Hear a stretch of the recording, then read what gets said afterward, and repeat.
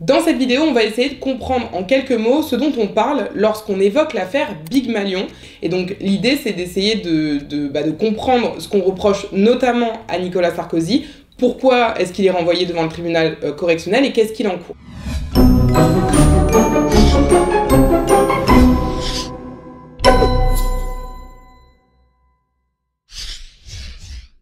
Avant d'en arriver à Nicolas Sarkozy, on va d'abord faire quelques rappels sur le financement des campagnes électorales et notamment le financement des campagnes électorales présidentielles.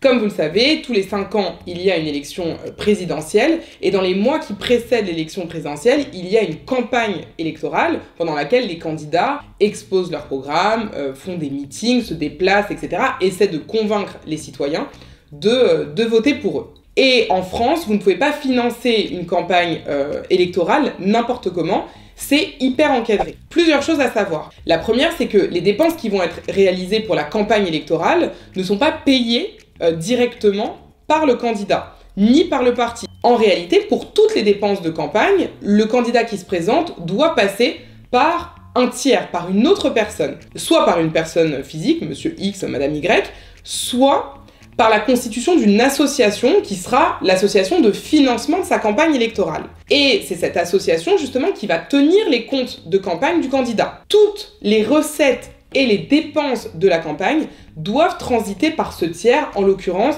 par cette association de financement de la campagne électorale. Évidemment, cette association peut recevoir des dons, que ces dons proviennent du candidat lui-même, que les dons proviennent du parti politique rattaché au candidat, que les dons proviennent des citoyens qui voudraient soutenir la campagne électorale. Bref, évidemment, l'association peut recevoir des dons, mais c'est toujours l'association qui doit régler les dépenses de la campagne. Donc, clairement, s'il y a un meeting qui est organisé, les frais du meeting, les différentes factures des prestataires vont être réglés par l'association de financement de la campagne électorale, mais jamais directement par le parti ou par le candidat ou même par une autre personne qui ne serait pas ce tiers mandataire.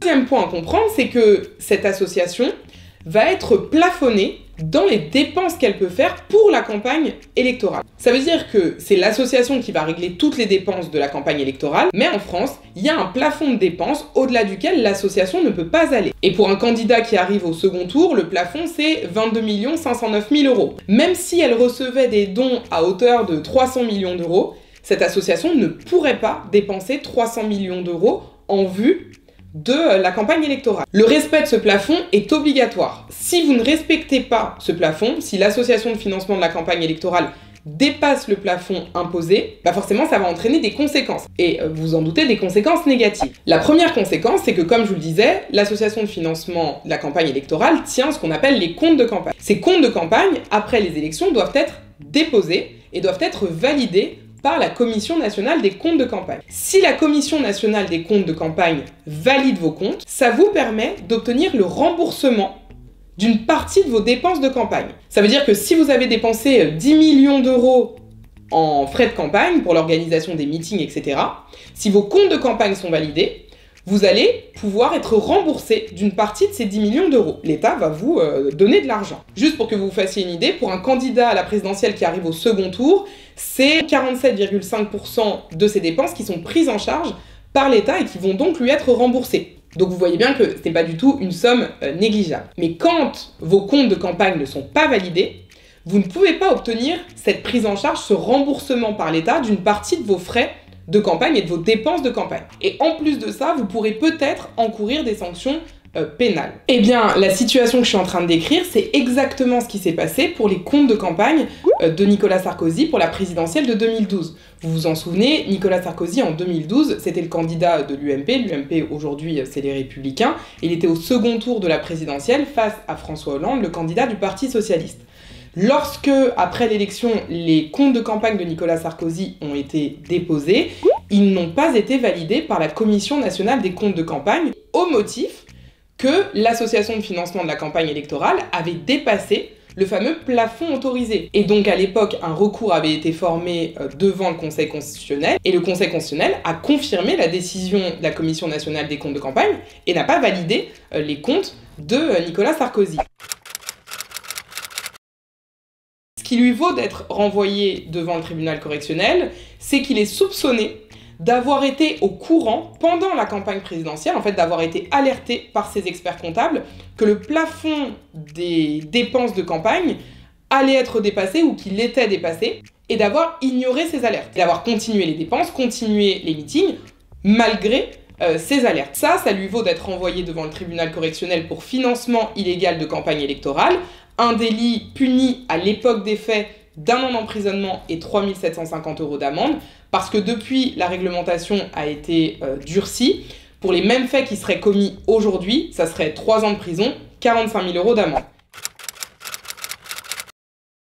Vous allez peut-être me dire, bon d'accord, on a compris, mais du coup, pourquoi est-ce qu'on appelle cette affaire l'affaire Pygmalion? Parce que là, du coup, on a parlé de l'UMP, de Nicolas Sarkozy, du tribunal correctionnel, mais on n'a pas encore parlé de Pygmalion. Pygmalion, c'est le nom d'une société qui fait de la communication, de l'événementiel, et c'est cette société qui était chargée d'organiser les meetings de la campagne électorale de Nicolas Sarkozy en vue de la présidentielle de 2012. Et vous avez bien compris maintenant que toutes les dépenses liées à la campagne doivent être réglées impérativement par cette association de financement de la campagne électorale, et les dépenses doivent être faites dans la limite de 22 509 000 €. Ce qui veut dire que lorsque l'association arrive au fameux plafond, elle ne peut plus dépenser d'argent, parce que si elle dépense de l'argent et qu'elle dépasse le plafond, il n'y aura pas de prise en charge, de remboursement des frais de campagne par l'État. Et c'est justement là que l'UMP et Pygmalion sont soupçonnés d'avoir mis en place un système pour permettre l'organisation de l'ensemble de ces meetings sans que l'association ne dépasse le plafond.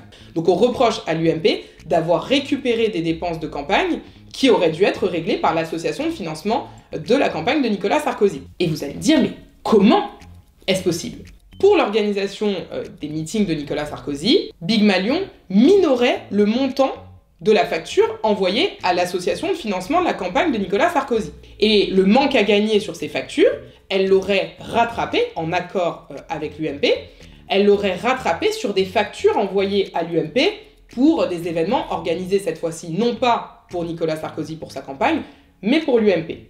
Donc je vous donne un exemple, les chiffres c'est pas cela, mais c'est pour que vous puissiez comprendre. Pour un événement que Pygmalion aurait facturé 700 000 € à l'association de financement de la campagne électorale, Pygmalion le facturait finalement 100 000 €. Comme ça permettait à l'association d'avoir des frais moindres et de ne jamais dépasser le plafond des 22 509 000 €. Et vous allez me dire, mais du coup, les 600 000 € de différence, parce que si l'événement coûte 700 000, c'est-à-dire que Pygmalion ne récupère que 100 000. Et bien, pour ce delta de 600 000 € qui manquait à Pygmalion, parce que Pygmalion ne travaille pas pour la gloire, Pygmalion aurait envoyé une autre facture, non pas à l'association de financement de la campagne électorale de Nicolas Sarkozy, mais cette fois-ci à l'UMP. Il mettait d'autres libellés en disant, bon bah voilà, on a organisé un congrès pour l'UMP, une convention, donc qui n'a rien à voir avec la présidentielle. L'UMP nous a pris comme prestataire, donc on lui a facturé, je sais pas, 600 000 €. Et comme ça, l'UMP réglait Pygmalion. Sauf qu'il est apparu ensuite que les événements en question, soit n'ont pas eu lieu, soit ne justifiaient pas des montants comme cela. Voilà en quoi consiste ce fameux système de fausses factures qui aurait été mis en place par l'UMP et par Pygmalion. Et c'est ça qui vaut à des cadres de l'UMP, aux dirigeants de Pygmalion et à certains membres de l'équipe de campagne de Nicolas Sarkozy d'être renvoyés devant le tribunal correctionnel pour certains escroqueries, usage de faux, abus de confiance, financement illégal de campagne électorale, etc. Voilà donc ce que je pouvais vous dire sur cette fameuse affaire Pygmalion. Si vous avez des questions, n'hésitez pas à me laisser un commentaire sous la vidéo, ou sinon on se retrouve de toute façon sur Instagram parce que je pense que j'aurai l'occasion d'y revenir. Et sinon, je vous dis à très bientôt pour une nouvelle vidéo.